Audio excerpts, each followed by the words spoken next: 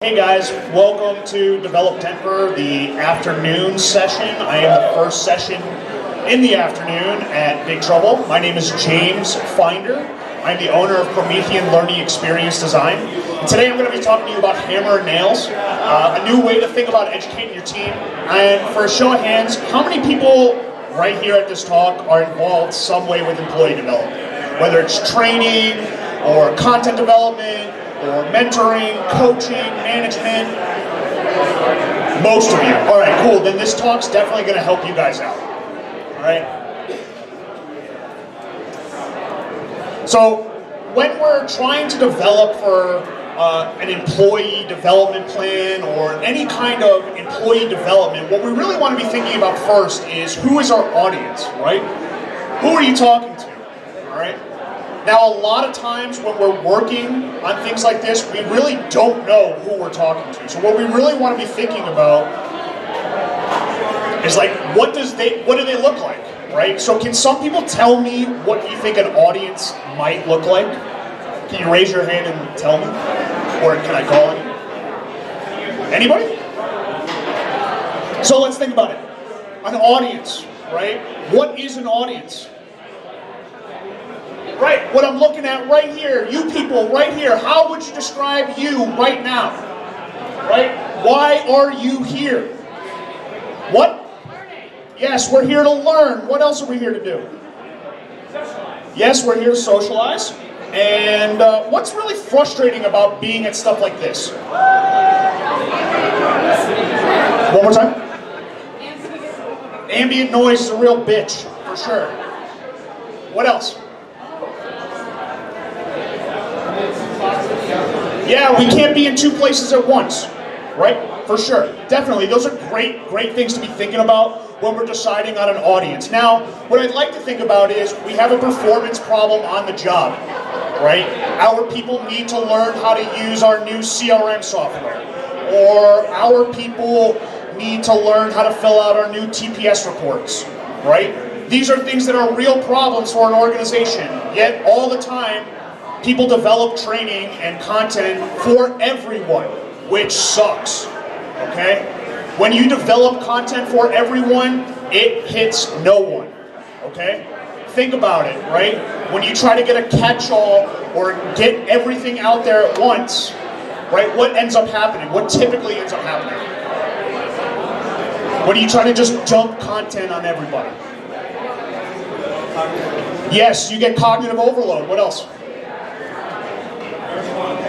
No response, right? We don't even know what to respond to, right? I don't know, right? So when we're thinking about what our audience looks like, we really need to be laser focused, right? So let's look at this, right? As we go down, right, we're getting more and more focused on who our target audience is. So we start at the top, everyone in the organization. Why is this going to fail? If we try to create content for everybody in the organization, why will this fail? Any ideas? Yes. It is too broad, yes. Yeah, people have different backgrounds, sure. Some content might not be applicable to some people. Yeah, different job roles and responsibilities, right? Not everyone's going to have the same role and responsibility in an organization. What about C-level executives? Why is this not a great audience? It's better than everyone in the organization, but why is this not a great audience? Can anyone think? One more time, James? Yes, typically C-level employees are disconnected from reality. This is a hard and fast truth. Anything else?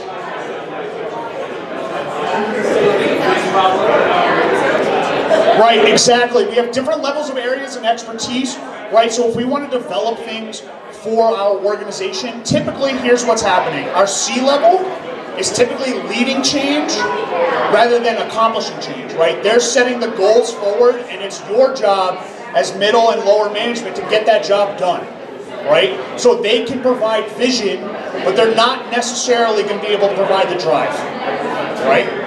And then the third one, the most laser focus, right? The sales team and sales engineers who support our new software product. Why is this a good audience? Exactly, it's specific. It is laser focused. right? We are talking about a specific group of people that have a specific role, specific job responsibilities, and this is what we need to design for, okay? So by laser focusing your audience, you're able to come up with actually more ideas.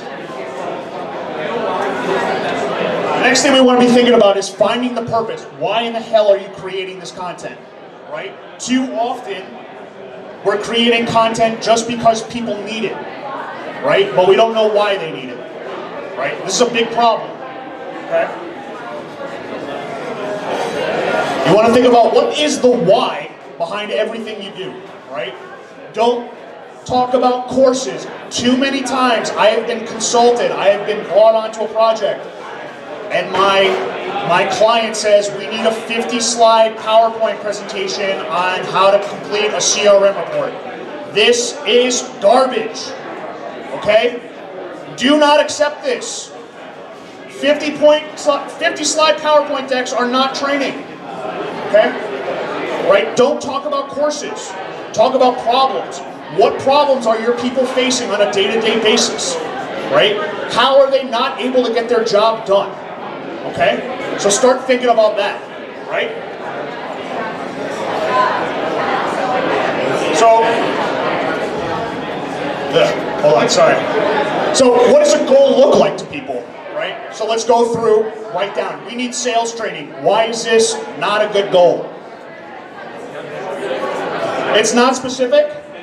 It's not measurable. Right? One more time? Yeah, there's not, so again, we're talking about SMART goals. Are you guys familiar with SMART goals? Yes, awesome, cool. We're talking about SMART goals, right? Now what about our sales team will know all the new features of our slick new product? Why is this a problem? Who cares? Right? No one. Okay? What the real issue is here is just because we know features doesn't mean we can solve problems. Okay? Features do not solve problems. People solve problems. Okay? How about 70% of our salespeople are going to complete this course? Why is this a problem? One more time? It's not? 70% of our salespeople will complete the sales training course by next quarter. Why is this a problem? Sure, why not 100? But why is this a problem? Anybody? Right? There's no value. The only one that cares about completion percentage is the L&D department. Okay? Sales does not care how many people take a sales training course. Sales cares about the bottom line. What's our revenue? Are we making quota? Are we producing profit? Right? And then our inbound calls will increase by 3% at the end of the quarter as we host more webinars. Why is this a good goal? Yeah, exactly. It's smart, right? It's measurable. We want to increase our inbound calls by 3%. We can measure this. What else? We've given someone a specific action, right? We are hosting more webinars, right? That is the action we want our people to take. Not to take a sales training course, not to meet with their manager, not to talk with their people, but to actually host more webinars, okay? That is the end goal. Host more webinars. By hosting more webinars, we're going to increase our call volume by 3%. Does that make sense? Yes? Raise your hand if you think that makes sense. Awesome. Fantastic. Great. So now we got this slick goal. Now we need to bridge the gap, right? We're going to have to figure out, all right, we know what our problem is. How are we going to get there? What's holding us back? What have we tried before? Has it worked? Right? How can we tie what we're trying to do back to the business?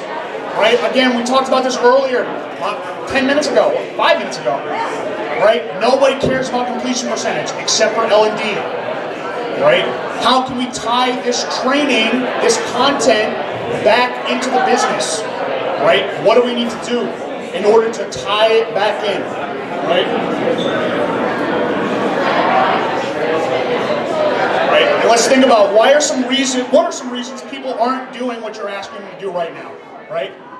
Well, if it's a new process, of course they're not doing it because it's new, right? How can you expect someone to do something new that they've never seen before, right? Are there some kind of environmental or cultural barriers that's holding your team back, right? Are you in a very conservative company that is not ready for new ideas? Are you in a startup that doesn't have the resources to be able to support you in the way that you think you need to be supported, right? Is your team in it to win it? Are you committed? Is your team committed? If your team is not committed, you will fail. Without a doubt, you will fail. Okay? If your team is not bought in, and that includes frontline managers, whoever's taking the training, whoever's responsible for creating the training, whoever's responsible for the creation of that training, again, even at a higher level, your VPs, your directors of training, people like that, your leadership stakeholders, and C-level. If they're not bought in, if they think this is a waste of money, it is a waste of money, okay? You need to have them believe that. What have you tried before, right? If you keep doing PowerPoint presentations, 50, 60 slide decks, and you're not getting the results, why in the world do you continue to make 50 to 60 slide decks that do nothing? Can anyone answer that for me? Someone told me to. Very good. What else? Yeah, exactly. This is how we've always done it, right? This sucks, okay? Right? What is really funny is I have worked on several consulting engagements where the internal team member is saying the exact same thing I am, but I am the consultant that's getting paid $375 an hour, and guess what? C-level listens to me. Why? Why does C-level listen to me and not the person they're paying all the time? Exactly, I'm an expert and I cost a fuckload of money. Alright? So if you don't listen to me, you're wasting your money anyway. Okay?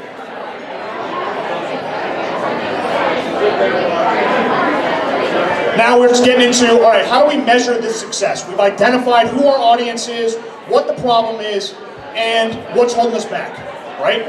Now we're going to figure out how are we going to measure what's successful. We've tried something new, we're trying our training right now. What is going to be, how are we going to measure success, right? We sort of touched on this a little bit, but what does success look like to the business, right? Can you guys tell me what are some metrics that we want to measure as a business? Again, these are going to change from business to business, right? But we want to be thinking about how are we measuring performance and success now?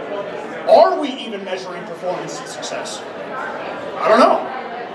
And are we measuring performance versus cover your ass, right? If it's compliance training, that's CYA training, all right? That is not performance training, okay? You are not teaching someone how to do something with compliance training. You're telling them what not to do, okay? Does that make sense? Cool, awesome. So, what does success look like?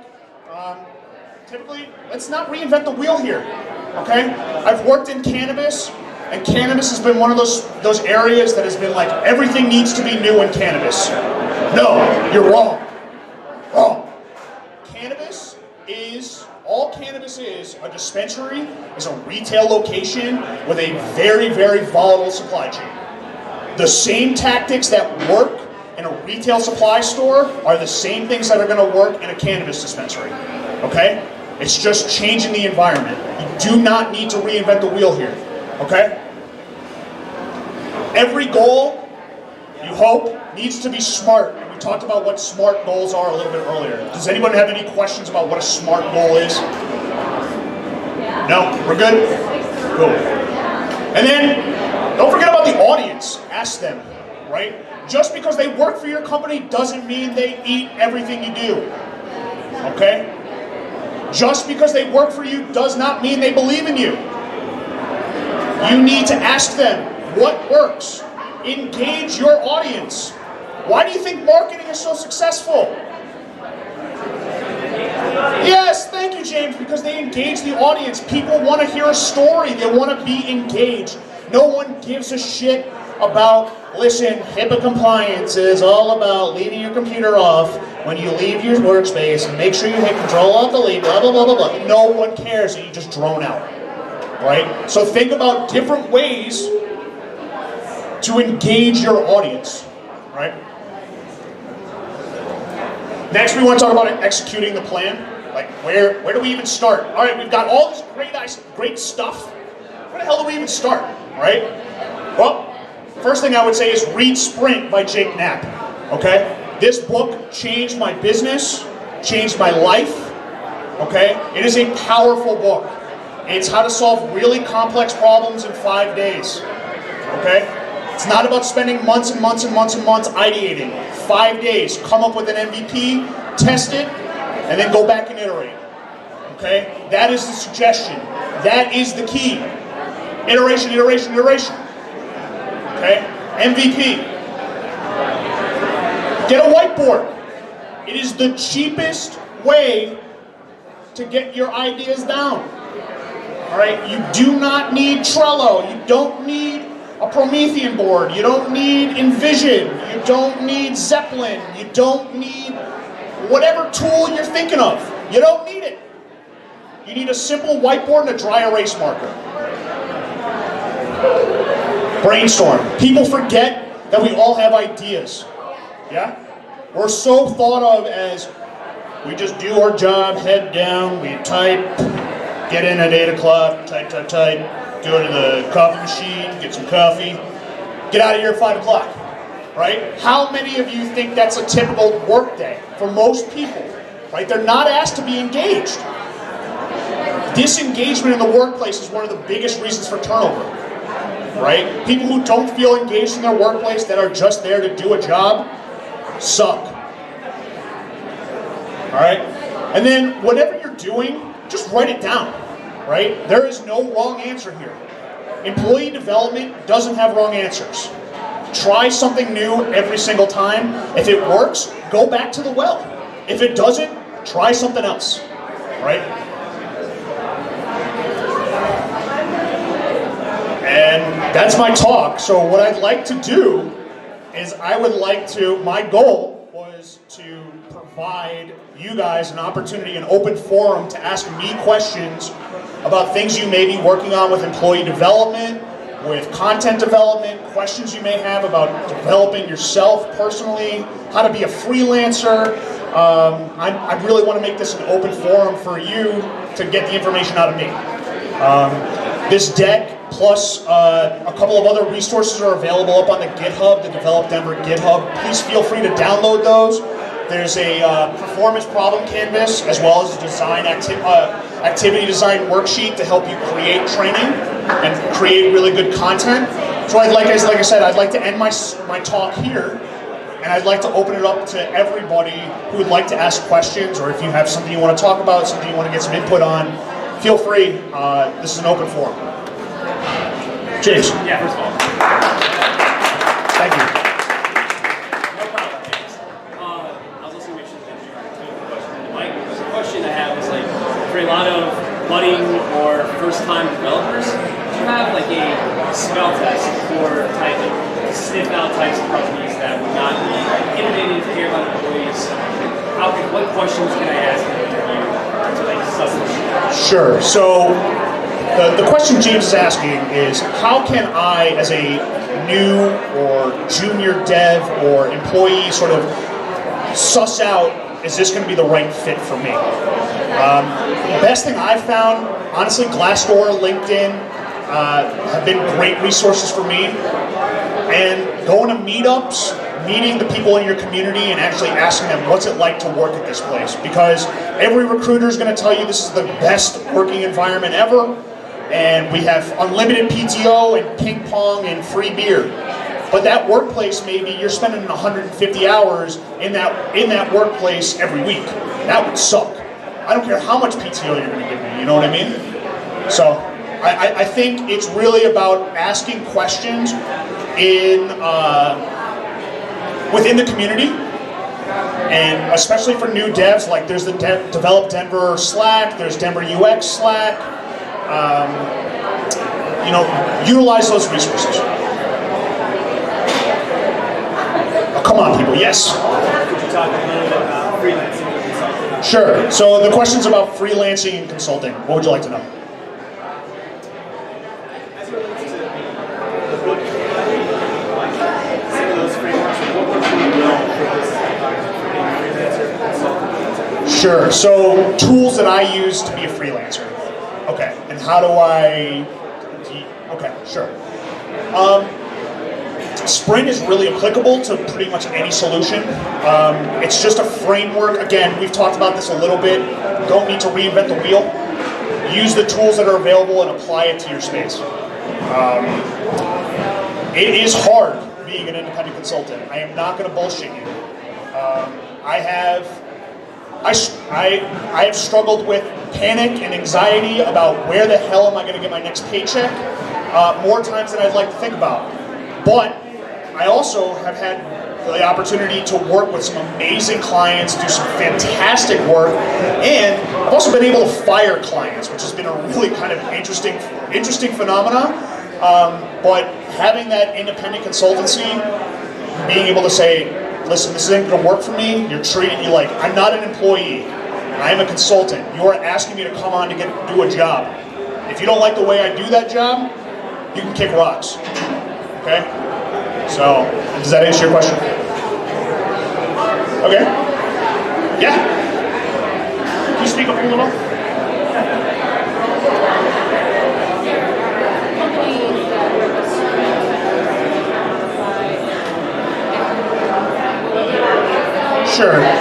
Sure. The times where the sprint methodology doesn't apply, I haven't found it yet.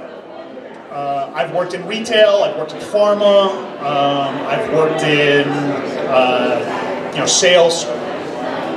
In terms of like business to business sales, B2B as well as B2C, B2C sales, pharma. I haven't seen one where it doesn't work, personally. A lot of it is about executive buy-in, though. If your C-level team doesn't believe it's going to work, it's not going to work. Show them the results. Do a test sprint. Can you dedicate 20 hours? Can you dedicate 20 hours out of your week to do a condensed sprint? Just see what we get out of 20 hours, out of 3 days, right? Can you dedicate 3 days out of your month that you want to see something new happen? If you can't do that, then I don't want to work with you.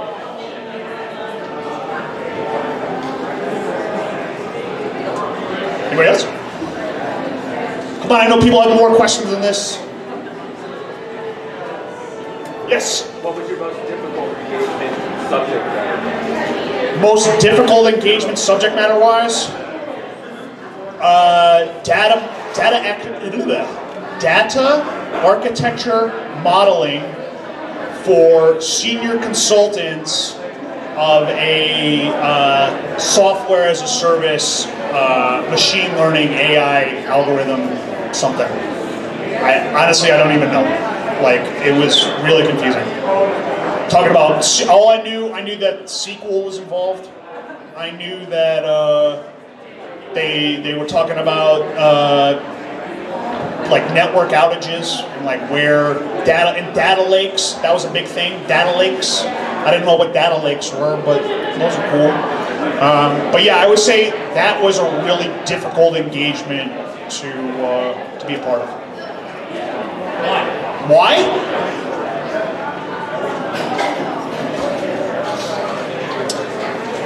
I would say there's a couple of reasons for why.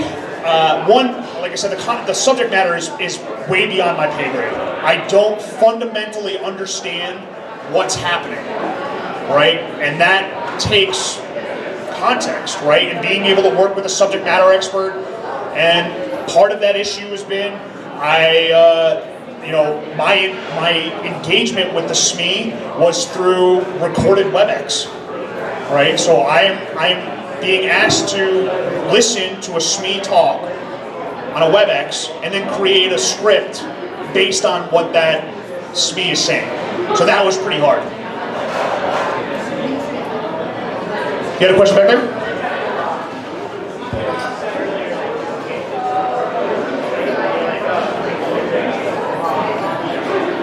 To re-engage? So the question is, how do you get employees or team members to re-engage?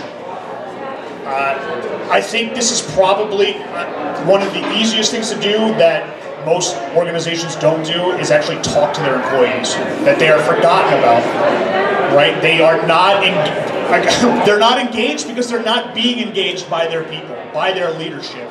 Leadership is so focused on quota or filling roles or something else other than the people they already have. They don't recognize that the people they already have are their most important resource. So they let that sit on the vine while they're going to look for their next rock star unicorn dev. Like, why? You already have a team. Develop that team. Right?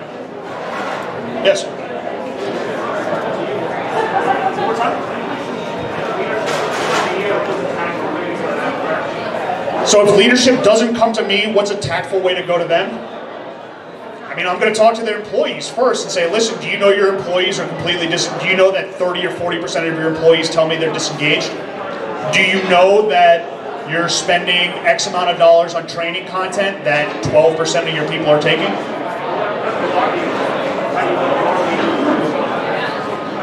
That's difficult. Again, it goes back to the company that you're working at.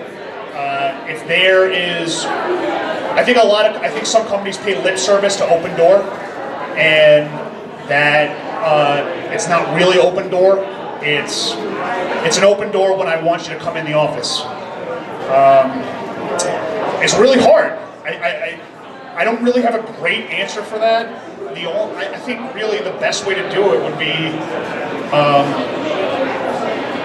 build a guiding coalition within your team. There's something called Kotter's 8 Steps of Change, K-O-T-T-E-R, Kotter's 8 Steps of Change. And he talks about there's a change model of instituting change, managing change within an organization. And part of that is creating what's called a guiding coalition. People that fundamentally believe in what you're the change that you're trying to accomplish. Together, you can do that better than just one person alone. That's where I would start. If you're not but if you're in a startup with 5 people, you may be the only one, and then it may not work. You know, so I can't speak for everything, but yes.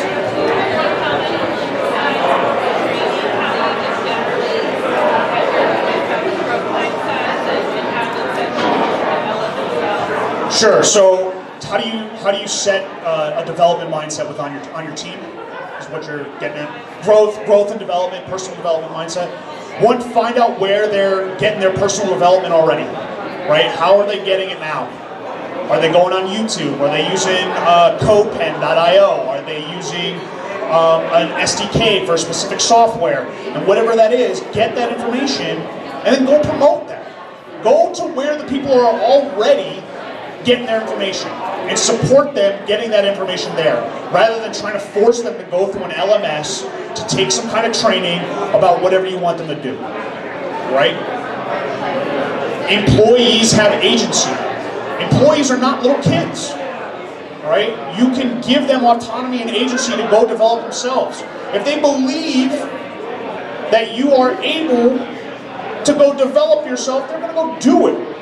Right? Google does this 80-20, right? Like 80% of the time you're working on Google stuff, 20% of the time you're working on a Skunkworks project, right? I mean, this happens in a lot of different places. Find things that are going to engage your people, right? And then allow them to do that, right? That's what I would do. Yes, sir. Smart for goals. Sure. Is there any other resources you recommend for problem statement? Sure, yeah, totally. So let me pull that up real quick. So actually, if you go on the GitHub, you will see, and this may look familiar to some people,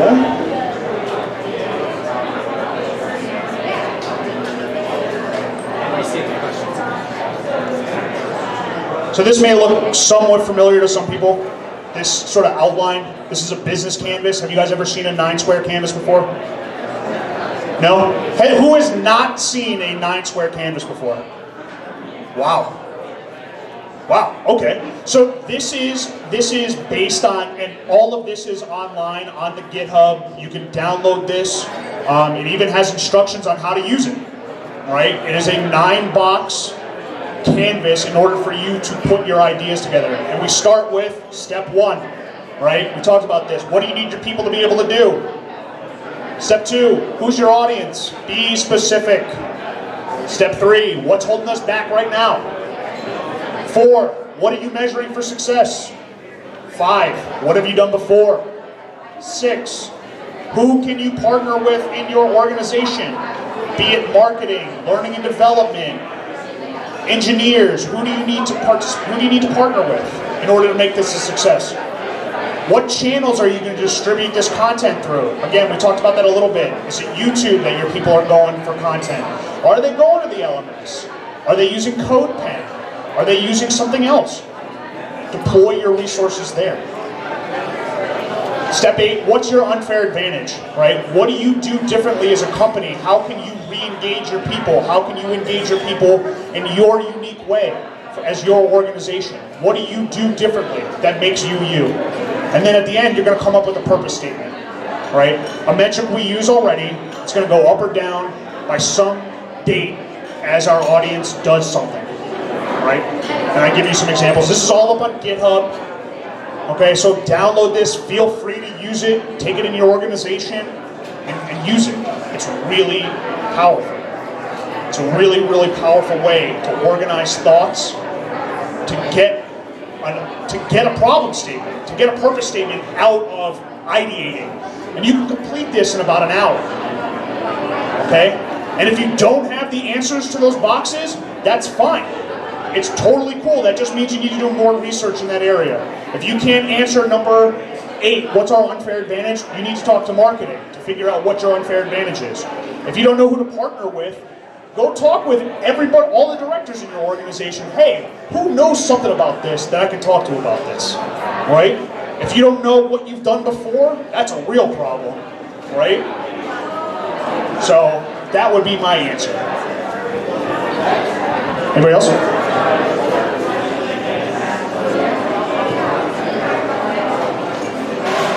Hey guys, we still got about 28 minutes, so I'm waiting for you guys. And I'm happy to walk through one of these with you. If you guys want to like sort of talk through a canvas, if you guys have a problem that you want to walk through with me right now, we can do that. Does anyone want to do that? Yes? Okay, cool, we can do that. So what's a problem, like, okay, what is some task we need our people to be able to do? Like, can someone give me an example?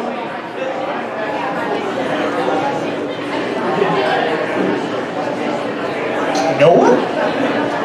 Come on, people.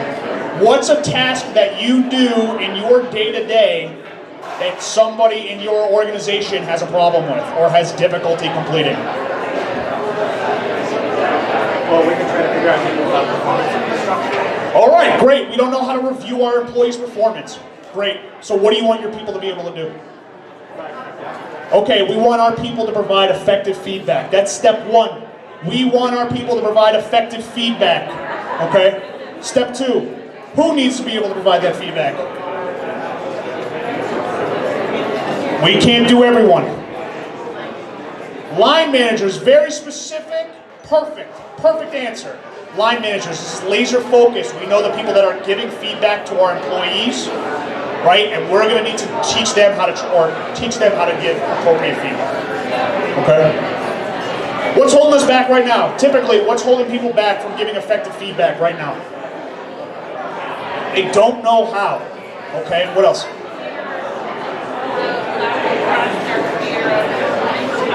Sure, there's a fear, right? We don't know what we're going to say, or we don't know if it's going to be the right thing we're going to say. So there's a lot of fear and anxiety. A lot of fear and anxiety about what is appropriate to say in the industry or in your space, right? What else? What maybe some other things, some stumbling blocks? Yes. Yeah, why? Who cares about giving feedback, right? Do our managers give feedback now? Do they even care to? I don't know. All right. Transparency, right? We're not transparent about how we give feedback now, okay? It's stuck in a secret confidential report that only my HR manager will see. Does that help me as an employee? Maybe not. I don't know. Okay? So we sort of feeling this one out a little bit? We're feeling comfortable? Okay. So if we want to provide actionable feedback and we want to train our line managers to be able to give actionable feedback in which they do not feel scared to do so, what kind of metrics or what do we want to track? What do we want to do? What are we looking to measure? How people feel. How people feel. How do you quantify that? Survey, okay. Employee retention percentages, okay. Why does that matter? Okay, yeah, we're definitely measuring. Retention is going to be an indicator of happiness within the workplace, right? If I've been here for 2, 3, 5 years, I'm probably happy-ish at my workplace, right? But we've seen millennials transfer jobs typically every 6 to 12 months, right? We're hopping from job to job, or we're part of the gig economy. I am part of the gig economy. Every job I take is a contract job, okay? So employee retention doesn't necessarily mean anything to me. But for an internal organization where we have W-2 employees, that's going to mean a lot, right? So, what else? What are some other things we might measure about employee feedback? Engagement, can you speak a little bit more to that?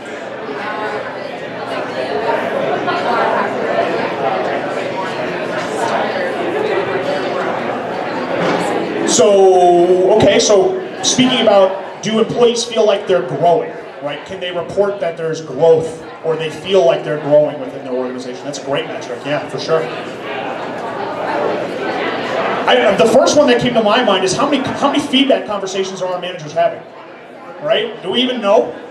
That would be something pretty important to know in the first place, right? If our line managers are having feedback conversations every day, is that the right amount? What if they're only having them once a month, once a year? I don't know. That's probably something we want to know in order to create a good purpose statement for our content development, right? We need to know how much we're measuring right now. Okay. So step 5, past attempts. What are some past attempts that you've seen in your workplace about providing actionable feedback to your team, your employees? Yeah, performance evals, yearly performance evals, sure. What else? I don't have performance evals, but every once in a while when I'm in the break room, my boss says, hey, could you do this better? So, intermittent, unknown timing, hey, can you get this done better feedback? Okay, sure. What else? How else can we try to do or present feedback to people? What are some other ways in the business that you've experienced yourself? Regular one-on-ones, perfect. Yeah, that's typically, that's what I would recommend, right? If you want to have effective meetings with your staff, typically where they're not feeling overwhelmed and they're not feeling attacked or cornered like they would be in a performance eval where you have your VP of sales, your director, and your CEO are all sitting in a meeting telling you how much you suck, right? That's not going to fly. What else? How else have you received feedback in the workplace? Yeah, a raise, sure, right? If you're doing a good job, we're going to pay you more money. Perfect, right? How much are people making? Well, step 6, partners. When you're trying to give feedback to your team, who can you partner with in order to do that better? It doesn't necessarily have to be within the organization.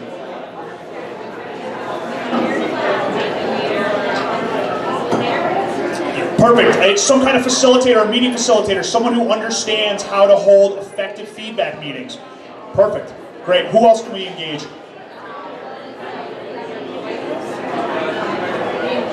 Yeah, right. We can employ the employees, right? We can talk to them about what works, what doesn't work, how they like to receive feedback, how they don't like to receive feedback. Yeah? Who else? What about C-level, right? They're the people that are actually putting the money behind this, right? They're leading change, right? How do they want to give feedback? It's their company, goddammit, right? How do they want to deliver it? Okay?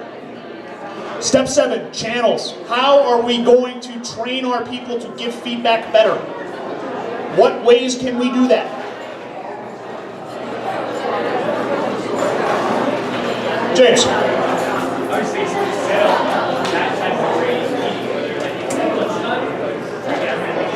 Cool. Yeah. Set up mock feedback meetings. Perfect. That's a great way to do it. ILT. A mock feedback meeting. What else? Coaching while giving feedback. Perfect. You can do that too. This again, there are no right or wrong answers here. This is just get it on paper. What else? How else can we train or provide content or support to our employees, our frontline managers, on how to give better feedback? Why don't we send them to a conference, right? Let's get them some additional training. Maybe we do not have the resources internally to do this, but I guarantee you there's a company that does, right? And if you know that employee feedback, employee retention is all going to affect your bottom line, do you want to spend $10,000 right now to get your people trained on how to give good feedback?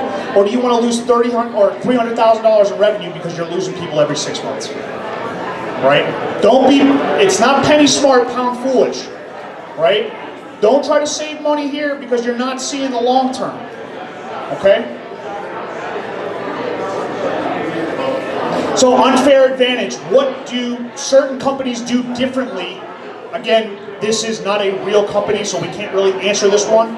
But what are some things that are unfair or unique to specific organizations about how they provide feedback to their people, in your experience?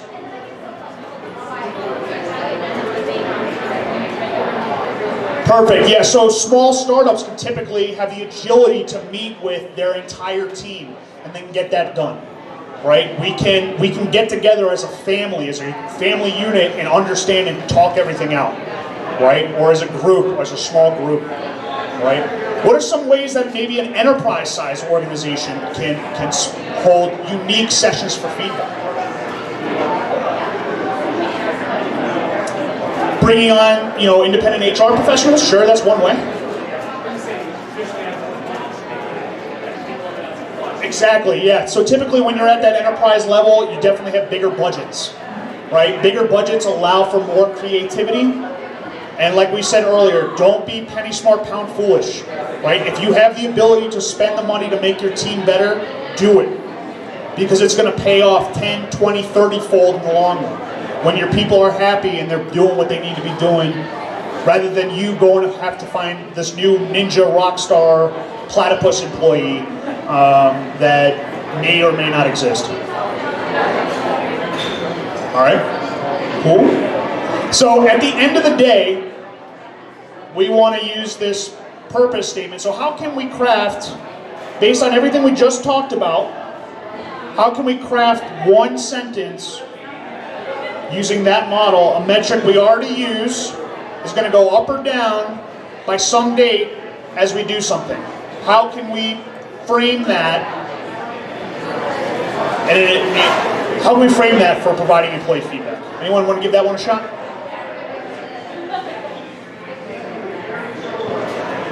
Again, there is no wrong answer here.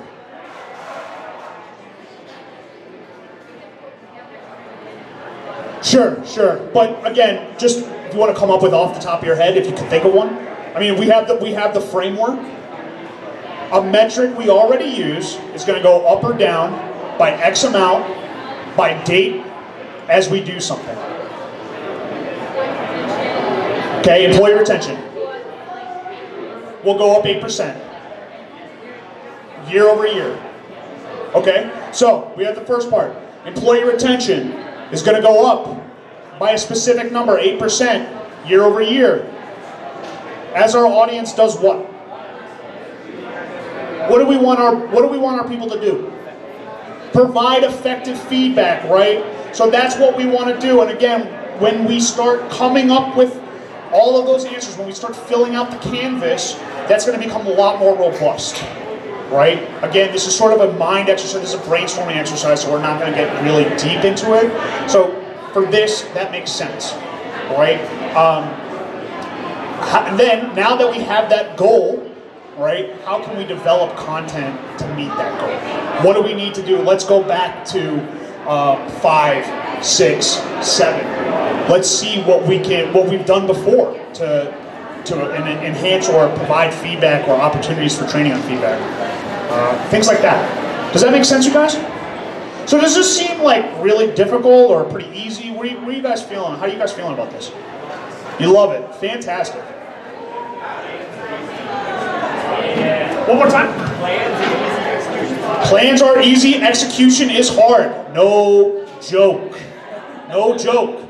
So it's really great, you're right, 100%. And again, it goes back to what we were talking about earlier with buy-in from C-level on down, right? If C-level does not believe this is worth the money, it will never be worth the money.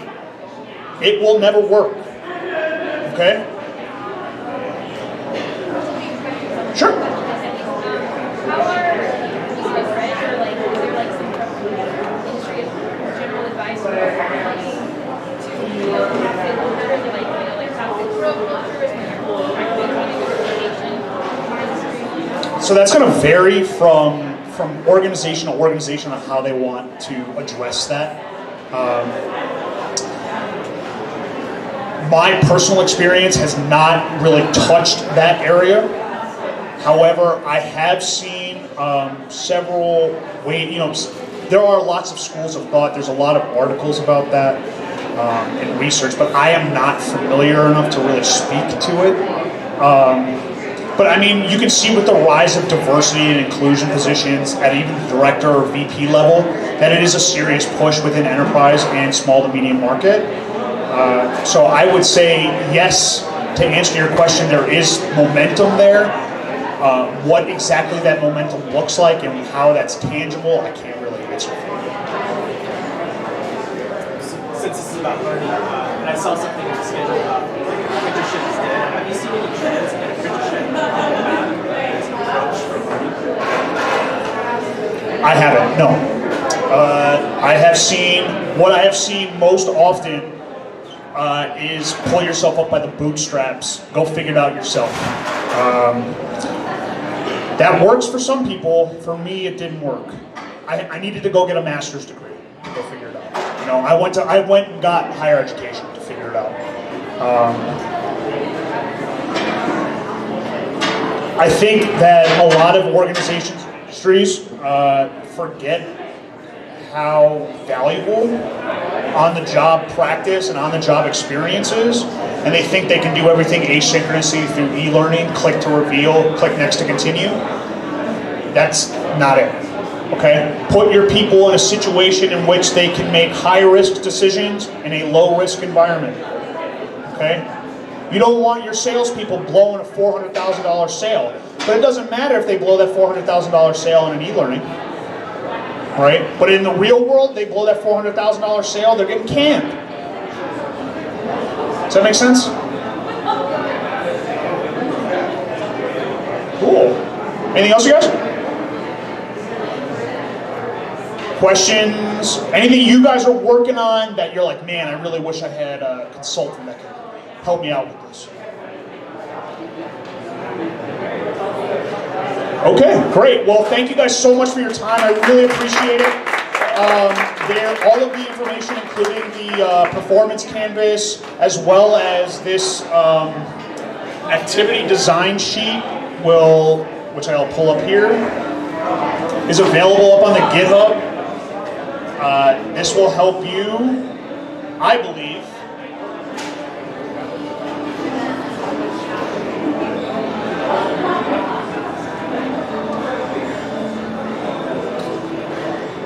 so this is not formatted this is formatted in Word, and unfortunately this is not Word.